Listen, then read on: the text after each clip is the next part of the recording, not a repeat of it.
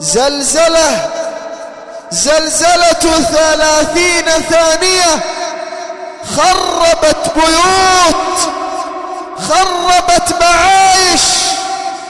كيف بنا بزلزلة وبست الجبال مسا؟ زلزلة يوم القيامة ويسألونك عن الجبال فقل ينسفها ربي نسفا فيذرها قاعا صفصفا لا ترى فيها عوجا ولا أمتا. زلزلة يوم القيامة إذا زلزلت الأرض زلزالها وأخرجت الأرض أثقالها وقال الإنسان ما لها. أيها الناس ماذا أحدثتم؟ ماذا أحدثتم؟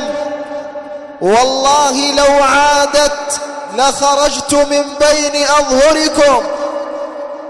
يشير عمر أن الزلازل لا تحصل إلا من شدة الإحداث، إذا أذنب العباد وإذا قصر العباد وإذا ظلم العباد وقعت الزلزلة ووقعت الراجفة.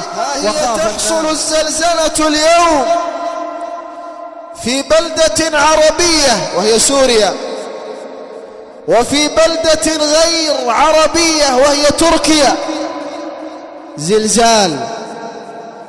زلزال استغرق أقل من 30 ثانية، أقل من 30 ثانية، أقل من هذه الثواني لمح البصر، بل هي أدنى من ذلك.